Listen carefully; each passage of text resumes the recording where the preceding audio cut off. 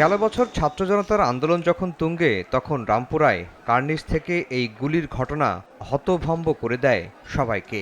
এক পর্যায়ে তীব্র গুলির মুখে ৩ তলা থেকে পড়ে যান আমির হোসেন, তবে সৌভাগ্যক্রমে বেঁচে যান তিনি। এ ঘটনায় গত ৩১শে জুলাই তদন্ত শেষ করে তদন্ত সংস্থা।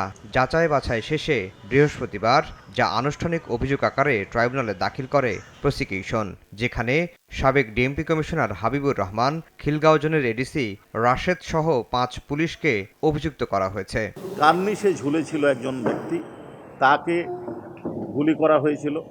একজন বাড়ির ভিতরে একজন শিশুকে কোলে নিয়ে তার দাদি ছিল, সেই শিশুর মাথার এক পাশে গুলি লেগে আর এক পাশ দিয়ে বের হয়ে যায় এবং আরও একজনকে হত্যার অভিযোগে সাবেক ডিএমপি কমিশনার হাবিবুর রহমান সহ ৫ জনের বিরুদ্ধে আমরা ফরমাল চার্জ দাখিল করেছি।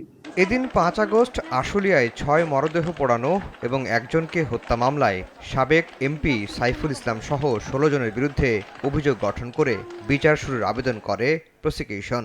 একটা মানুষকে হত্যার পরে তার লাশকে পুড়িয়ে দেওয়া অথবা তার মধ্যে যে একজন জীবিত ছিল তার জীবিত অবস্থায় তাকে পুড়িয়ে দেওয়া, এটি ওই মানুষ যারা নিহত হয়েছে তারা সহ যারা সারা পৃথিবীতে দেখেছে প্রত্যেকটি মানুষেরই মেন্টাল হার্ম হয়েছে, যেটি এই আইনের একটি অমানবিক আচরণের কারণে এটি আন্তর্জাতিক আইনের মানবতা বিরোধী অপরাধ হিসেবে স্বীকৃত হবে। ১৩ আগস্ট আসামি পক্ষের অভিযোগ গঠনের শুনানির পর ১৬ আসামির বিচার শুরু হবে কিনা সিদ্ধান্ত জানাবেন ট্রাইব্যুনাল ২।